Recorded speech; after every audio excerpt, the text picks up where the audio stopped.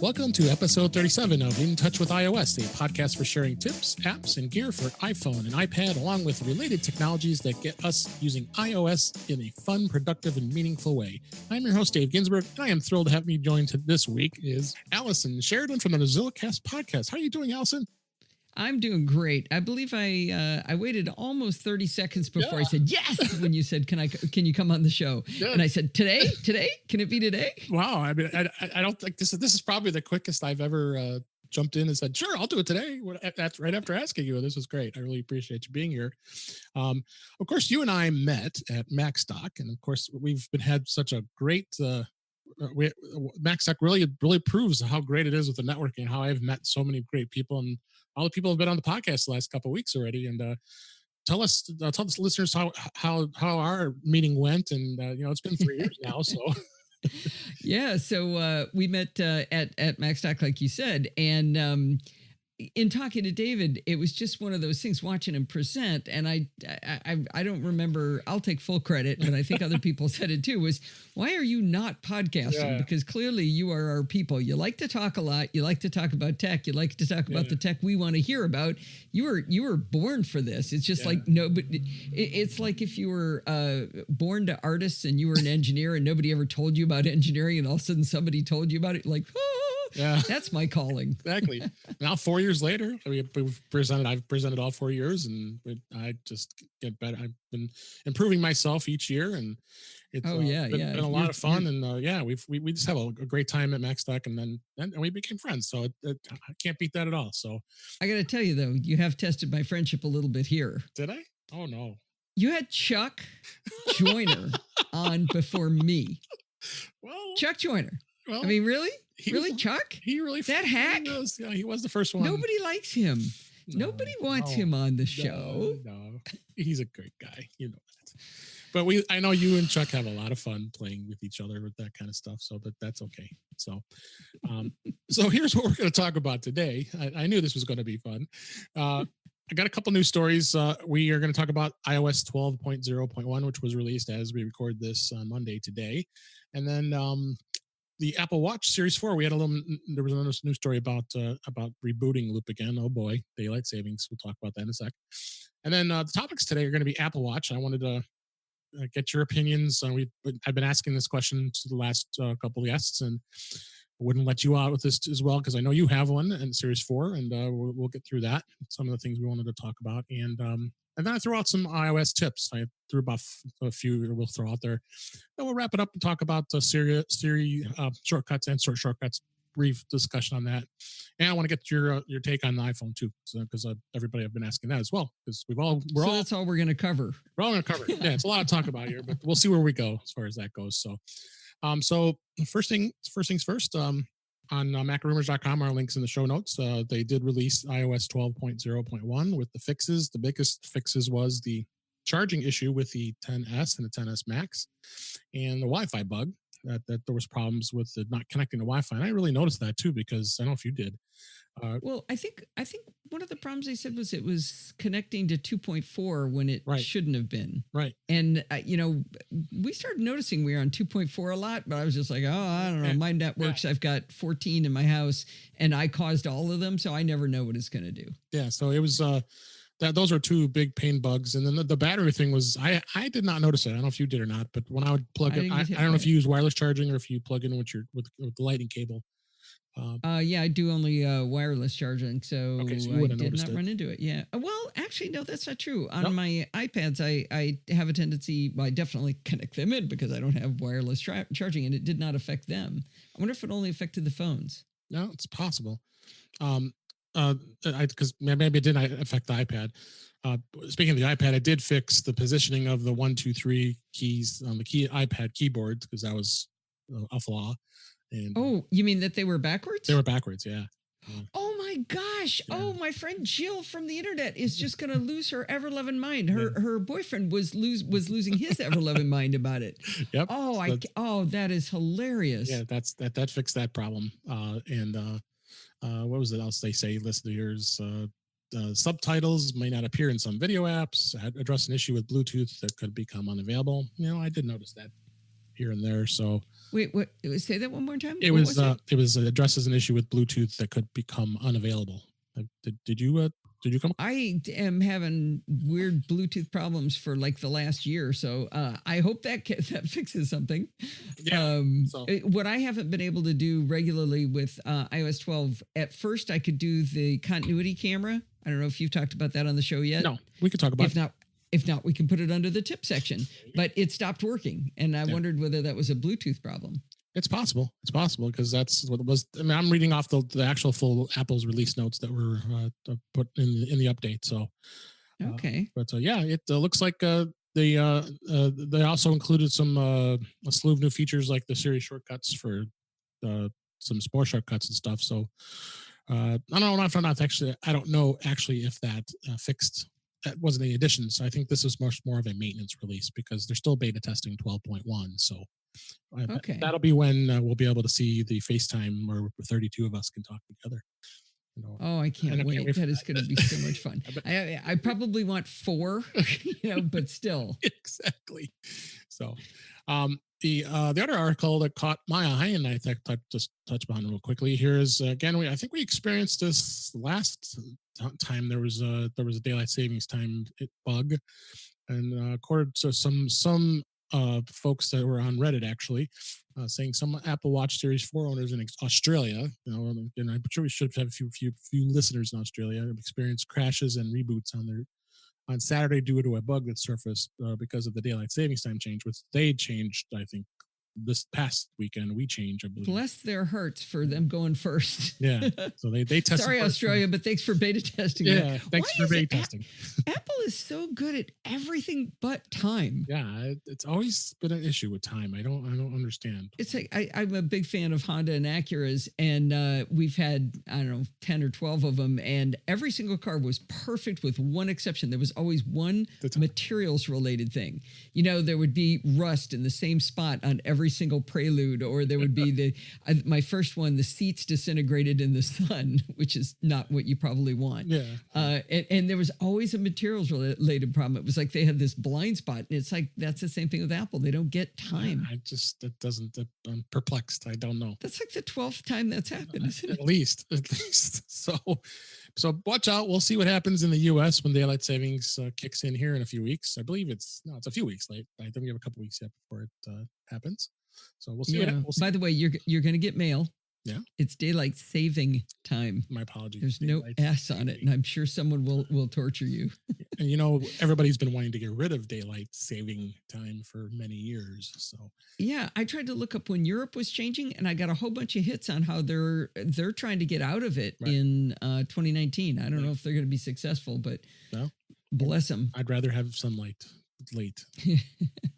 By the way, if you hear anybody from Arizona say, well, we don't do daylight saving time, that's actually not true. A little known fact is that I think it's the Hopi Indians have one of the Indian reservations. They do obey it, and they've got one large reservation, and then they've got another reservation that has a hole inside of it that's not part of the reservation. Okay. So if you drive just correctly through Arizona, you can change time zones like 8 times. Yeah. Well, I think I've experienced that in Indiana. You go into Eastern, and you go to Central. Like, it's weird, changing all the time. So anyway, let's move on to our topics for today. So like I said, Allison and I both have the Series 4 watch, and I don't know if you heard my story about the Series 4 watch. I was able to trade in my Series 3 to Apple, and they gave me $175 for it. Nice. It was pretty nice. I put the credit towards that. Had a $100 gift card. Then I sold a bunch of stuff on eBay, so the watch basically turned out to be free. It was practically free. It was free because I sold enough stuff. So yeah, to let people know. So you did the gift card way, right? Yeah, I actually got a gift card from my Apple Rewards credit card, so I had $100 for that. Yeah, so I traded Steve's Series 2 in for $115, and I think it's the same price for the big or little watch, by the way, because a friend of mine's getting $115 for her smaller watch than he had. Yep. And you only have to give him the watch, so you get to keep the charging puck. So take the cost of the charging puck and add it to your savings, right? Because it's like you bought a spare charging puck. You kept your band too, right? And the band too. This was with Steve's. I kept mine because I use them for screencasting for Don McAllister's Screencast Online, and I've been using a Series 0 for that. We love. Yes, we do love Don. I'm a subscriber to Don, and I love his stuff, so we'll keep. We'll give him a plug. So, all right, free plug. Online.com. Go check him out. He's great. I just realized something. We were going to introduce me. I did introduce you. Oh yeah. Did you? Yes. Oh, we didn't say what the show was. Well, I'll plug me in at the end. At the end, maybe. Please let me talk about myself. Oh, okay. All right. Sorry, let's kick into the Apple Watch here. I know you're real into fitness. I need to be more into fitness, and you're probably gonna need to motivate me to be more into fitness. But they did add a lot of great features in fitness. We'll talk about that in a little bit. But I see some of the notes that you put in here, and you say the battery is giving you issues. No. The battery is amazing. It's amazing. That's what I thought. Okay, because okay. So my problem is that I work out twice a day. Okay. So just to let you know, my goal is to work out enough to compensate for how much I want to eat and drink. That is my goal. It's like, I look at it like balancing your checkbook, right? You don't spend more than you earn. Right. Why would you eat more than you burn? Right, the best thing about the watch is you can look at it and go, well, if I want to have that gin and tonic, I'm going to have to walk a couple of miles here with drag the dog out on another walk. Yeah. But the problem with working out so much is the LEDs are on the back of the watch, and so it burns the battery down very, very quickly unless you tell it not to, in which case you don't get the calorie count. So what's the point of going on the walk? Because it doesn't count if you don't have it in your activity app.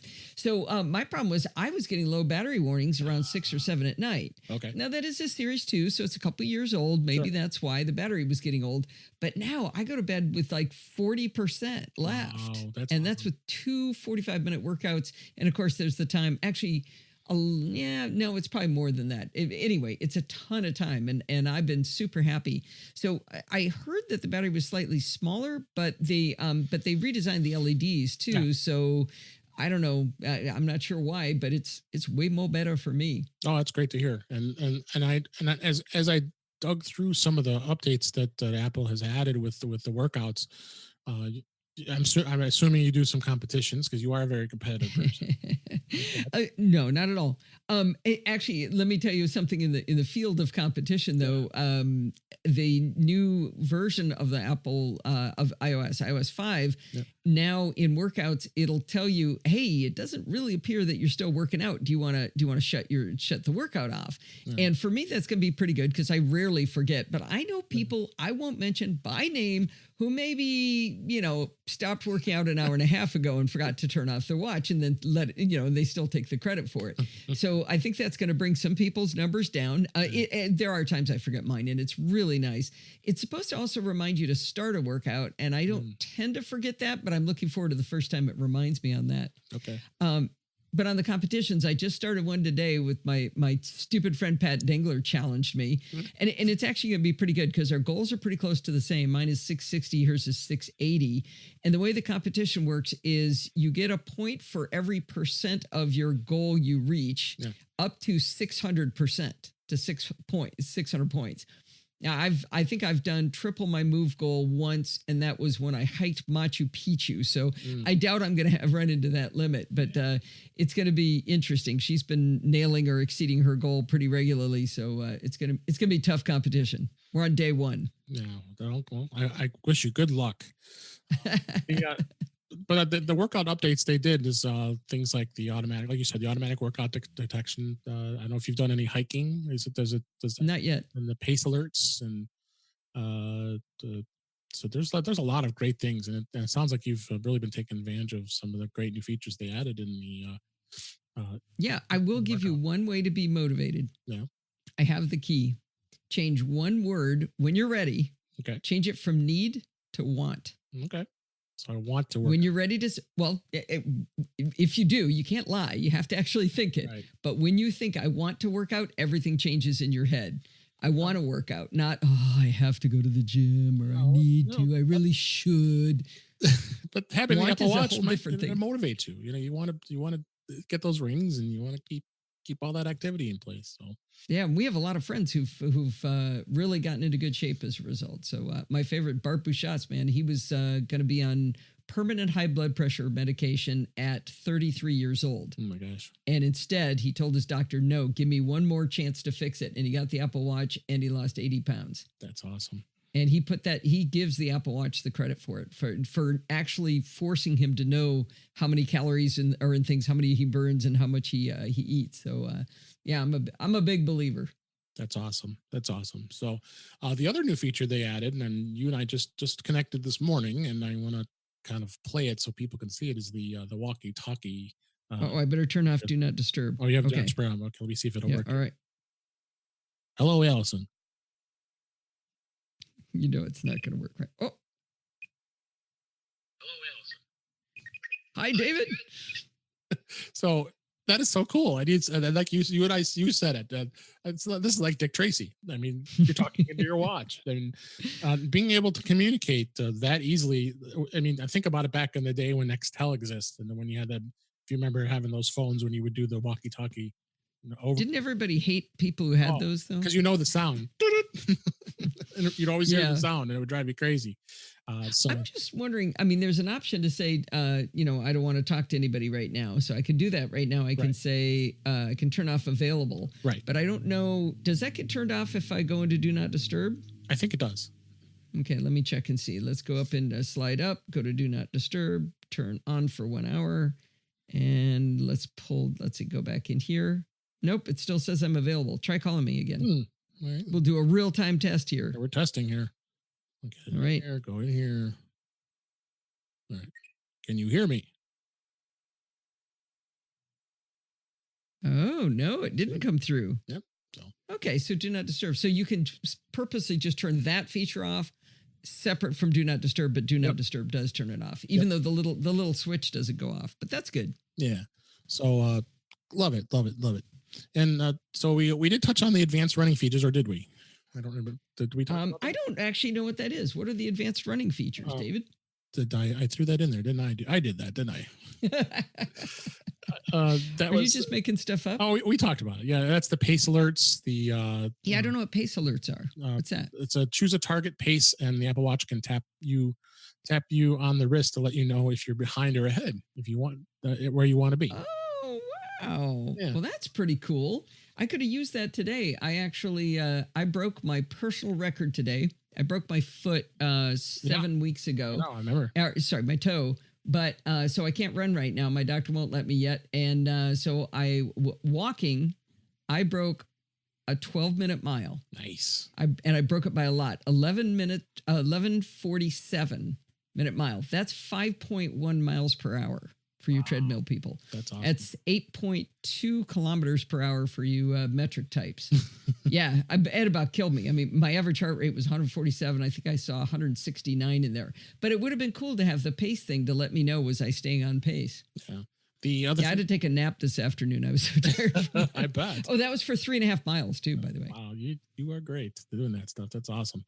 And also it has a cadence. That's it. A bad pronouncing. You can see your steps per minute during running workouts, and then you can run. Then running at your optimum cadence can help you. I need to go look this stuff up. Increase efficiency and reduce injuries. So you learned something on In Touch with iOS today. There you go. So those are the advanced features that we missed that, and moving on, you put this in for speed as far as? Oh yeah, absolutely. This watch is incredible performance. Absolutely. Yeah. It's funny, the things that I notice it on. I think after a while you stop using certain features of the Apple Watch because they're too slow. In fact, I should bring up maps and see how awful it is, because it was, when I first got my watch, ooh, cool, I can have maps, and it took like 15 minutes to bring the map up on my watch. But let's see, boom! Oh wow, that is really, really fast. That came up great. Yeah. So I hadn't tried that actually until just now, from back when I first got my watch. But the thing I noticed it most on was when you finish a workout, you say, okay, I'm finished. And then it brings up on screen what your metrics were. But then I always forget to hit done. So the next time I want to go do a workout, I have to scroll down and hit done. And it always took forever for done to be done. Yeah. And now it's just instantaneous. So I'm definitely noticing things being a lot faster. That's awesome. And the heart rate it does measure heart rate. I know they also added the EKG stuff that's going to be for health in the future. But yeah, we don't have the EKG yet, or ECG. Right? I keep meaning to look up the difference between those two. Yeah. But the thing, two things I've noticed, Steve had trouble with his Series Watch 2, would lose track of his heart rate. So he'd look at his workouts and he'd just have missing time where there was no heart rate shown at all.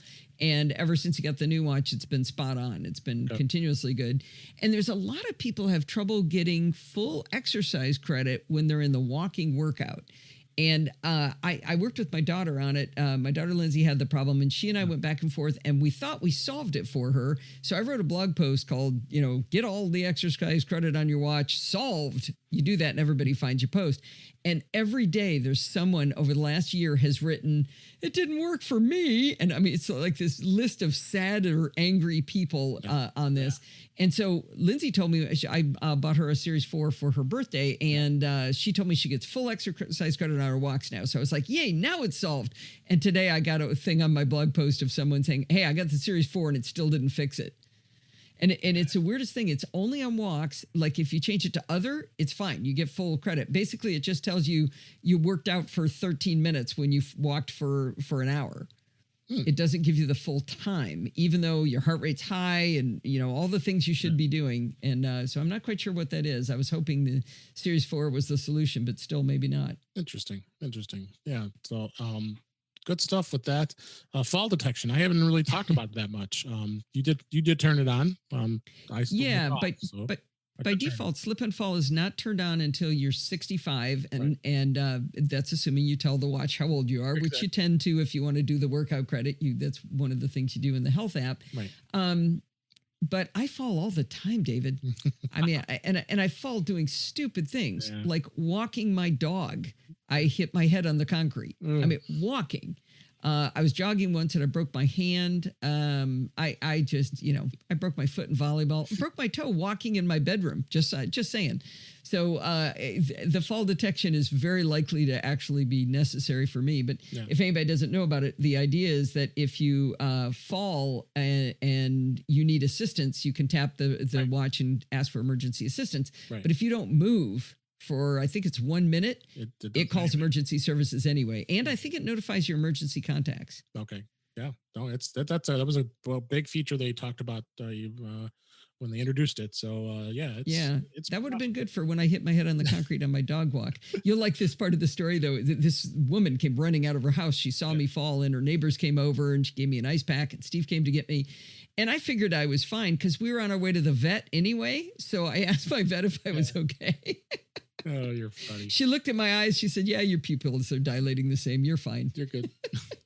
And then, yes, I remember I did read your great blog post that you wrote about the size comparisons between the Series 3 and the Series 4. We'll have that in the show notes. I really appreciate you putting that there. And yes. Yeah. What was your thoughts? Because I mean, I looked at the two next to each other before my watch was traded in, and they're really, I mean, it doesn't. I mean, other than the edge to edge and the much more beautiful screen, I mean, there really isn't much difference in size. Yeah, the thing that I was looking for was how much more screen space did you get? And I'm kind of a numbers nerd, so I did this giant spreadsheet of doom, trademark Donald Burr, and I put in all the dimensions and everything. And what I was looking for was how much bigger was it in width, height, and then how much more screen real estate did you get? Right. And they're all thinner. The new ones are thinner, so they're actually the volume change is not that much. So, for example, you did. I'm guessing you went with the 44 millimeter watch. Yeah. Mm-hmm. So David going from the 42 to the 44 is only. Let's see. Oh shoot, where's the metric? Case. There it is. Case volume. 1% bigger case volume. Yeah, it didn't really. But he got. Right, but he got a 32% increase in the size of the display. Right. I mean, that's huge. And the width is 18% wider and 15% taller, but he got 32% more screen real estate. And then I did the same thing for the 438 to 40. Yeah. But I also looked at some people like my friend Pat Dengler, who's doing this awful challenge to me. She had the big watch on Series 3, and she went down to the little watch on Series 4, and she actually gained 3% in display area. Yeah. So if you bought the big watch because you wanted a big display, but you'd really rather have a smaller watch, you can actually go down in size, save yourself $50 if that's what you wanted.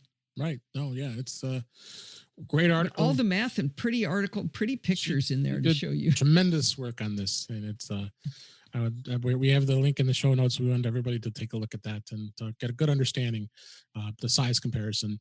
Now, really, what everybody asks me, and I'm sure you get this question too, is there any compelling reason to upgrade from Series 3 to Series 4?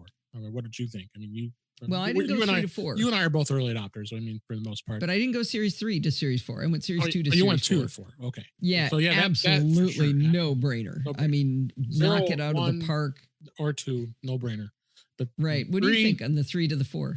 I mean, other than me being an early adopter, I mean, I just did it because I'm an early adopter. But what about the screen? I mean, the screen is incredible. I mean, there's no question about it. I mean, I think it's got an absolutely beautiful screen. I mean, I've been looking at this for about a week now, and yeah, I mean, looking at text messages, it's clear. It's easy. Oh, I'm still blown away by it. I'm not.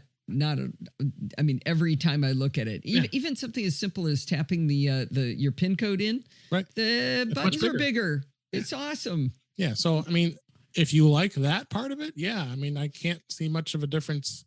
I can't see that you would really want not to upgrade from the Series 3 to the Series 4. Again, you get a good Apple's gift back program. Yeah, your trade-in value is great for the 3. So, I mean, Gazelle must be really mad.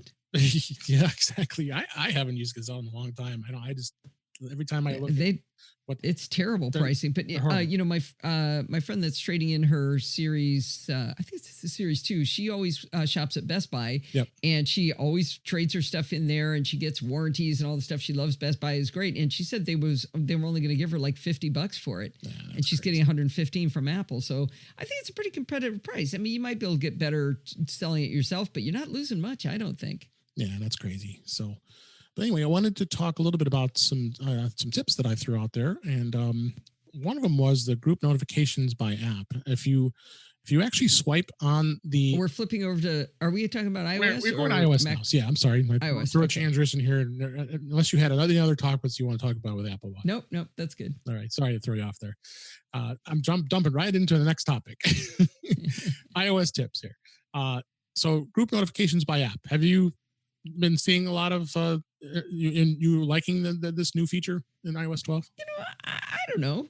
I look over and I guess I have a Ring doorbell, and I have construction workers working in my house right now. So my Ring notifications going off every 6 to 7 seconds. Yeah. So it is kind of nice that there's a giant pile of them now that I look at them right now. But I like how they stack. That's really what because before in iOS 11, you just have to scroll through this endless list of, especially when I've got Twitter. I have Twitter notifications on, so you get come up a bit and the people like Macrumors and things like those types of sites, I like to see what they're talking about.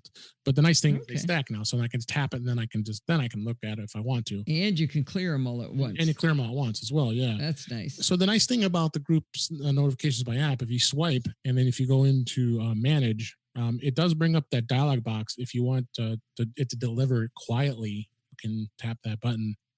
You also can just turn it right off right from there. How do you do that? So what you do is you're looking at a stack of them. Go to one of the stacks and then you swipe to the left. Then you'll see from left to right or from right to left. From right to left. Okay. And then you'll see. No, that's one of those things that people say like Don and I say the opposite thing to mean the same thing. So okay, so you can go to manage. About this stuff too. It's hard. I get twisted too. So then I always say both words because then everybody knows what you mean. So when you go from right to left, you see manage, view, and clear. So if you tap manage, a little dialog box will pop up and ask, not dialog box, actually it's like a window. And it shows you from those notifications, if you want to deliver it quietly, which will just make it a little quieter than the way it normally does when it pops up. You could turn it off completely right from there. Because think about what you had to do before. You had to go into the settings and turn it off into the notifications. And then deliver quietly makes it make no noise. Yes, no noise. No, it's a quiet notification. Then if you want to go into settings again, easy to get to the settings right Jumps from you here, right in there instead of having to go dig deep into the settings and notification. You should do a podcast about this. You know a lot of stuff. Yeah, that's the stuff, So if you go into the notifications list, they've changed those alerts too. And I like the way they're laid out. They're actually they have little images of the phones as opposed to it used to be like bars. Oh, look at that! Yeah, it's 9:41 a.m. Yeah, exactly. Of course, when the iPod was released, and the lock screen, notification center, and banners, and then you can set the banner to style right there and turn things off right from there, which is nice. I think. Yeah. And if you want to temporarily disconnect those, you can as well. You can, I believe, if you go to View. I know View actually lets you go into like for instance, if you go into View. Instead of you have again, I have notifications of Twitter. If I go View, it'll actually view it in the dialogue, actually in an actual notifications box, and then I can like and retweet or tweet or whatever I want to do to that tweet. Don't slide too quickly. Right. If you slide too quickly, it clears them. So I just lost a bunch of notifications because I went. No, don't do that. Yeah, be careful cool. on that. So, the other thing you could do is I didn't know this too, is the hidden weather lock screen widget. Oh, wait, did you skip over temporarily disable notifications? Oh, I did. You're right. Because I really like that one. So right now I had on my calendar that I was going to be on the horn here with David from 5 to 6. Yep. And when 5 o'clock hit, my iPad lit up and said, "Would you like to disable notifications during this meeting?" Why, yes, I would. Thank you. Yep. And then so that's where you actually go in and it I'm just looking here at my notes here. From there you can, I believe it's right from where the manage option is, and I believe you tap turn off and it'll turn off temporarily. That's what that does. does. Yeah, it gives you an option of turn off notifications, turn off for an hour, and sorry, got discombobulated there for the minute. Did you get a notification? Lost your choo-choo? Yeah, exactly. You went to manage and I went to turn off right, and it gives you the option to configure it and do it temporarily. That's a really nice feature, and it's surfacing itself by that Siri suggestion that, hey, I looked at your calendar, would you like to do this? Right. And discoverability is probably one of the biggest problems with these things, right? Oh, I agree. I mean, it's really hard to find a lot of this stuff and for it to discover it. It can be a challenge. It definitely can. So now we'll talk about the hidden lock screen widgets. Okay. I got thrown off here. I was like, holy cow, when I would pick up my phone in the morning, because of course all of us have our iPhones on our bed, on our nightstand when we wake up in the morning, right? So you pick it up. I keep mine in the other room, but do you? Okay, well, I have it on my nightstand. Okay, what can I tell you? So when you pick it up, it says good morning. And I said, oh, that's kind of cool. I didn't know it did that. But also what it can do is there's a way in the widget you actually can have the weather come up in there as well.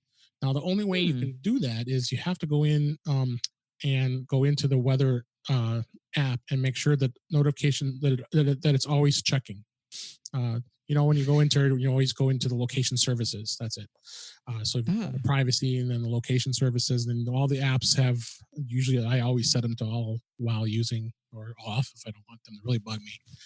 But the weather app in itself, the Apple's weather app will allow you to set it to always. And then if you set it that way, what will happen is in the next morning or even the evening, the widget will actually pop up and tell you what the weather is for your location. Huh. Right. I have never seen it do that. Yeah, from the screen. Yeah. So you have to turn that on. Where do you turn that on, though? So I've got weather location services are on. We drove down to that. Yep. So then you go into weather, and then where it says allow location access, you set that to always as opposed to while using the app. So then it's always Are you saying that automatically puts it on your lock screen? It does.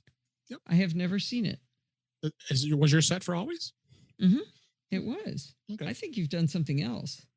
I don't recall it because I when I grabbed. Oh, you know what? I don't have the weather widget on. That's probably why. That too.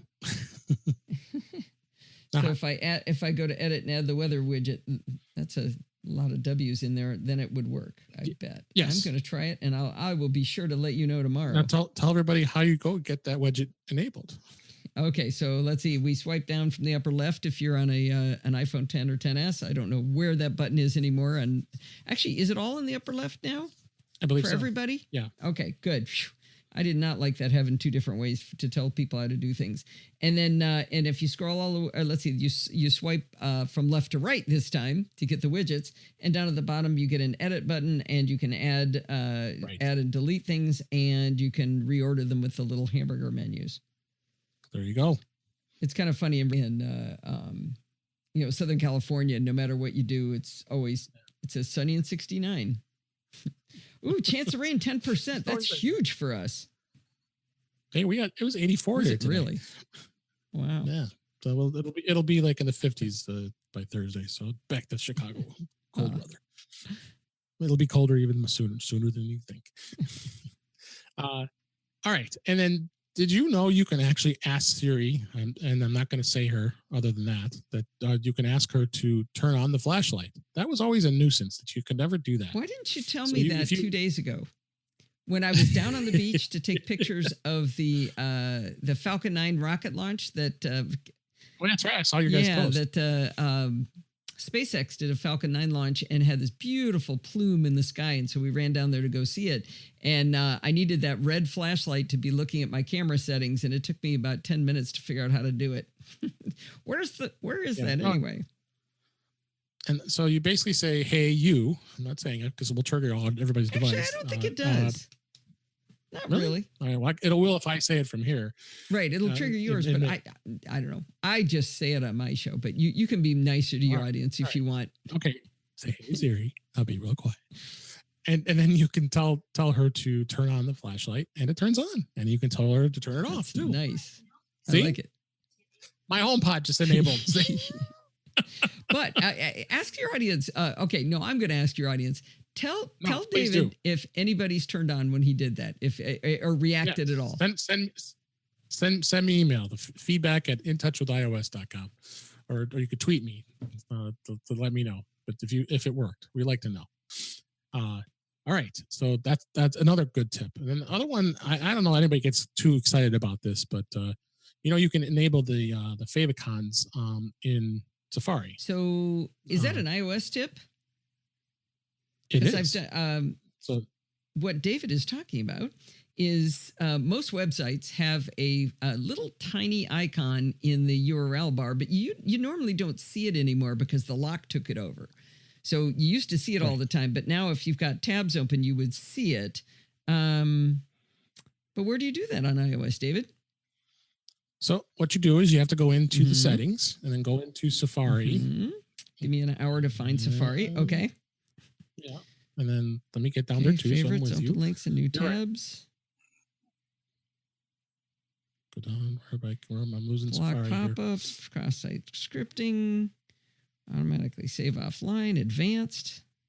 You sure it's in here? Because I knew it on the Mac. I didn't know it was on iOS as well. Let me double check where I found that. While he's looking for it, I put in a new one for mine.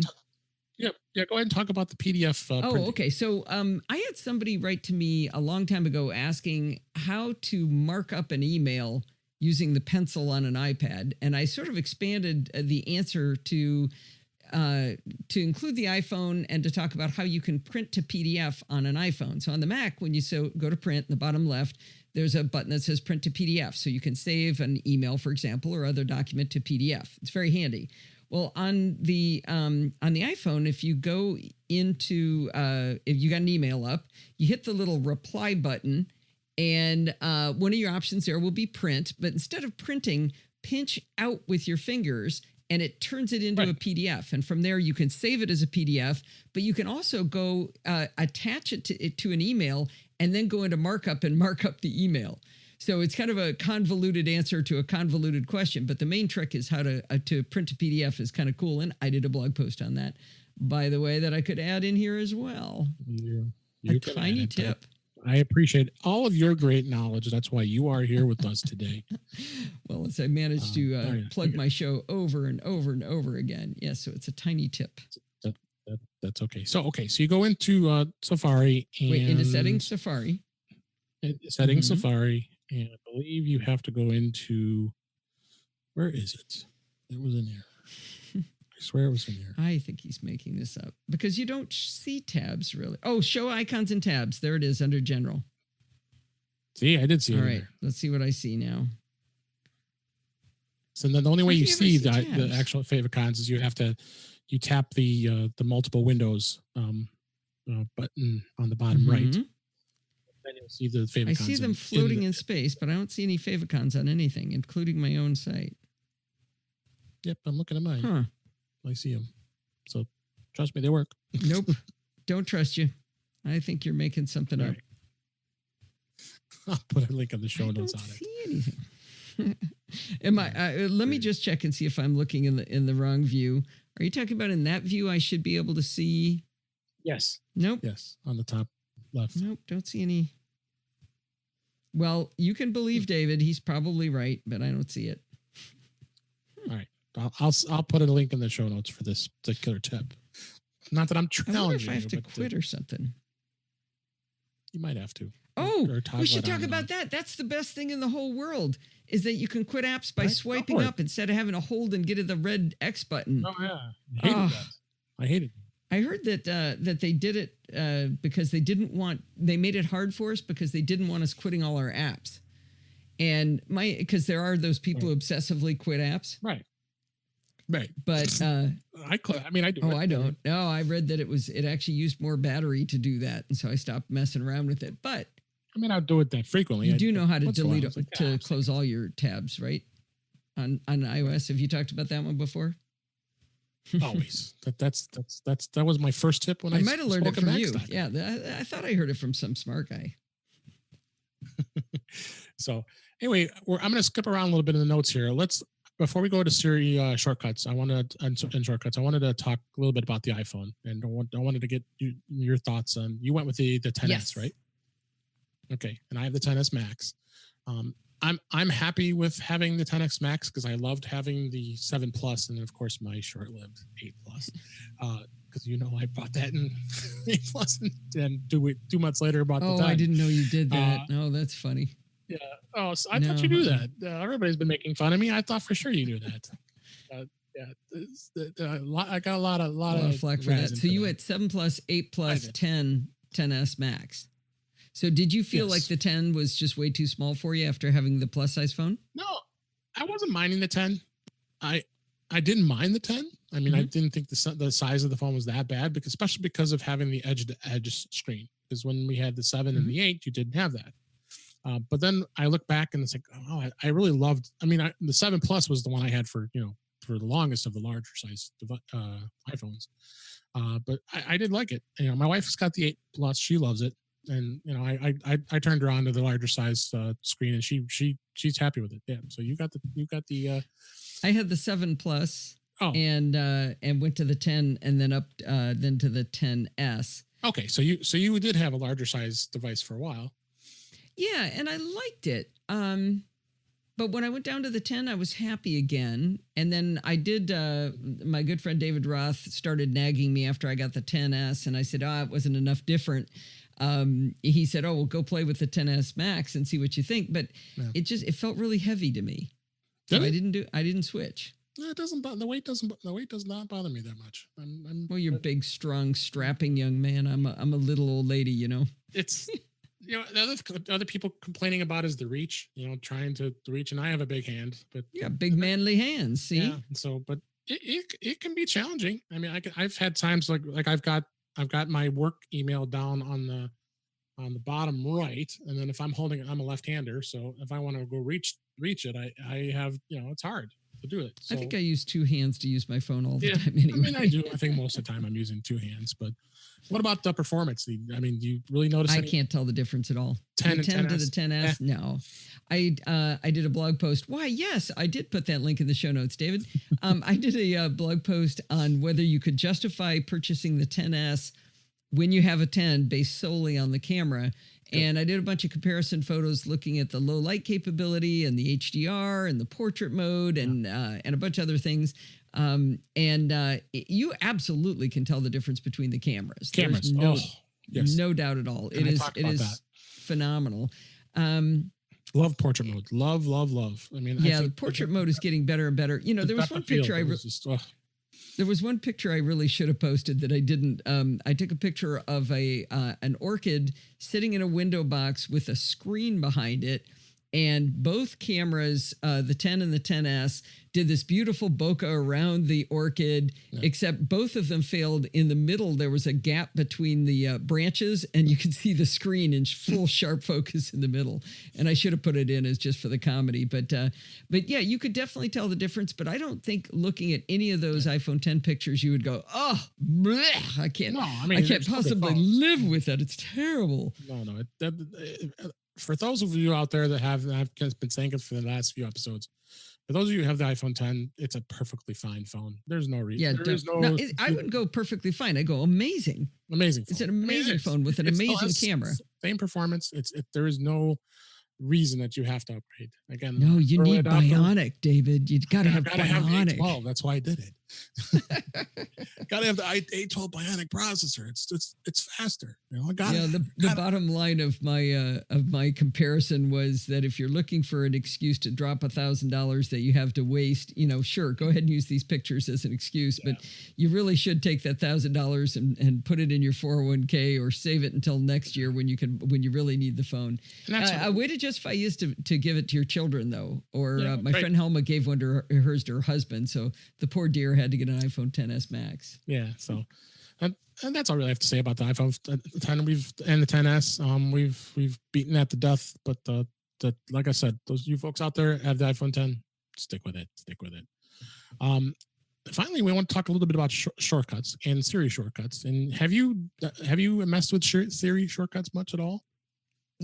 I have, and I did mess around in workflows before, and I understand what it does. Mm-hmm. I understand how to use it. I use Automator on my Mac to build little workflows, same sort of concept. I do a little bash script programming here and there. I've written a couple little apps for myself that scratched an itch, but with the exception of one, maybe two workflows that I've found, I can't think of a real reason, a problem it needs to solve. Yeah. People always say to me, well, Allison, you can make a shortcut where you can notify your spouse that you're coming home from work and it'll give them an ETA. Like, so yeah, I can, they got me on Find Friends anyway, or, there's an app called Glimpse that does that. I don't know. It just didn't seem like the big money maker. And the same people will say it's life changing, and it's like, well, not really. The two that I do like though, one is called FrameShot X. And if you do any screenshots and you like to send them to people, screenshots on the iPhone 10 and 10s look ridiculous because the aspect ratio is so weird. They're really tall and stupid looking. Yeah. FrameShot X takes your screenshot and puts the camera's the phone's edge around it, so it looks like the phone. So it looks far less stupid. So it actually has the phone frame. Yeah, and I found it on the Suite setup. What's that? I totally want that. Yeah. I mean, it changes your screenshots from looking stupid to looking intelligent. So when I bragged about my run this morning, or my walk this morning, I of course put the frame around the screenshot because it looked cooler that way. There is another one. I don't know whether I need it really though, because once I did it, I was pretty much done. I did one. I wrote one to create a QR code of my passwords for my Wi-Fi network. And once I created those QR codes, I printed them out on little pieces of paper and I put them up. I put them in my kitchen so that when somebody comes over, I can go, I'll just point your camera at this QR code. They get to jump on your network and you don't have to wait for your iPhone to maybe ask you if you want to, they want to get on the network. Unfortunately, I have so many networks that I had to make a whole bunch of them. Oh, right. Of course. But have you made any that you think are actually life-changing that nothing really as of yet. Nothing as of yet. And I keep mentioning David Sparks because he has an unbelievable field guide through his Learn Sparky stuff for Siri shortcuts. And I still need to make some time to go through it. I bought it and I'm going to put in show notes again. I just keep mentioning him. I hope he knows I've mentioned him the last 3 times now. But I want to really dig into it. I mean, I did have the workflow app and I did play around with a lot of them. I mean, the fun stuff like downloading YouTube videos was always a great thing to have. I mean, those are the standard ones.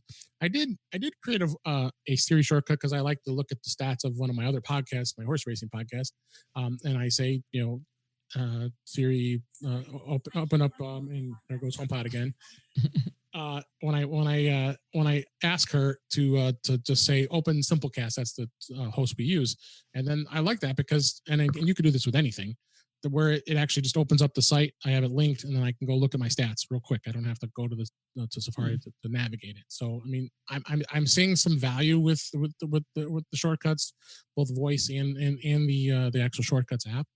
And then they got a lot of pre-canned things that are in there already. But like you said, there's just so much incredible things you can create if you want to. I mean, that's what's great about it. I'm sure I'm being short-sighted here. So everyone who wants to tell me that I'm wrong, just have at it, because I'm sure I'm being short-sighted. I am not a visionary at all. That is like the worst thing I do. I said when the 512K Mac was out that no one ever needed a bigger screen. Right. And I also said, why would you ever need anything but black and white? So, you know, you want to listen to me when I was that visionary futurist, you know. But I felt very much the same way when I started looking at Automator, because I'd go in and I'd think, oh, this is cool. Look at all the stuff I could do, but I don't need it to do anything. Or whatever I thought, okay, here's a great use case. I want to do this. And I would immediately run into the wall of, oh, but you need to know AppleScript or JavaScript or you know, Bash in order to do the rest of it. So then I took Programming by Stealth with Bart Bouchatz, the podcast he and I do together, whether he's teaching us to program. And then I learned how to do some of this stuff. So now I'm actually using Automator. But the canned stuff that's in there, I never get very far without, okay, and then I need to extend it to something else. Right. So, I mean, even if you go into Untitled Shortcuts and you can look through the list of all the things that it can do pre-canned without you having to go through, but there is scripting available, there's sharing available, there's text available. I mean, there's just incredible amounts of things you can do. Maybe I just need to look at what everybody else has done, since I have no imagination. I do have a friend who has diabetes, and she has to do a lot of complex calculations to figure out how much insulin to take. And she's got these formulas and tables, and it's really complicated. And she's a programmer, and she actually went through and figured out how to do a Siri shortcut that would run the calculations for her. And she had to figure out how to do she had a section of it that needed to repeat 3 or 4 times. And she didn't want to repeat the code, because that's a bad smell. You don't want to repeat code. And she realized that you can create a shortcut and put it inside of a shortcut. Oh, so wow. She basically made a subroutine by making this one little piece. So she was pretty pleased with that. Oh, wow. That's awesome. But like I said, unfortunately, she can't really share it with anybody, because you don't want to be giving medical advice, right? But she could tell people what she did. Yeah, just give the info, but go from there. So now, last thing, I can't believe it. This hour has just flown by here. We've just had we've had a blast with this. It has been. This has been really fun. I really can't. We're done already? Enough. Really? Yeah, we're good. We have to go? We have to go, unless you got something else you want to add. The party's over. No, we again really appreciate you joining me today, and we are just very blessed to have you here, and all the great information. And we're going to share all your links in the show notes, so we can get people to come out to your site as well as us. So well, thank you so much. Can I explain what the shows are? Yes, just a real quick plug there at the end. Before we close it out. Yes. Remember, I promised myself I would do that. Sure, please do. So I do several shows. The NosillaCast is my main show, and it's a technology geek podcast with an ever so slight Apple bias, and that's been going for 700 shows as of yesterday. Congratulations. Thank you. I'm so bummed I missed yesterday. I was out and about. I would have been in the chat room with you guys. Oh, well, anyway, it's a lot of fun. That's been going more than 13 years without missing an episode every single week for more than 13 years. You're a machine. I am a machine. I'm habitual, if nothing else. But I also do an interview show called Chit Chat Across the Pond Light, where I discuss just tech stuff with people that I find interesting in technology. And why is it you haven't been on that show yet? I don't know. You tell me. Right. I'll wait for the invitation. We'll have to talk about that. That needs to happen. And the other thing, the other show I do is Programming by Stealth with Bart Bouchatz, and that's a real propeller beanie show where it's more than 60 shows. I think 64 episodes. He's been teaching us JavaScript and HTML and CSS, and it's real nerdy and super fun. Yeah, and it's all over at podfeet.com. She does great stuff. That's why I adore her. She's just such great fun, and I'm so glad you've been here. So let me close out this show here.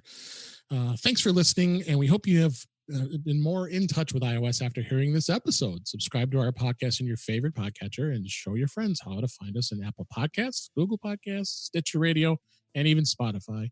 Email your questions and comments to feedback@intouchwithios.com, or you can visit us at intouchwithios.com, and you can click on the contact or simply add a comment in the show notes. We look forward to bringing you more useful information in future episodes. And I am Dave Ginsburg, and you can find me on Twitter at DaveG65. And Allison, like we do in every show, you could tell people how they find you on Twitter and everywhere else. All right. Well, you can find me on Twitter at Podfeet, and I already plugged podfeet.com. Yes. And we hope you'll subscribe for future episodes. And thanks for listening.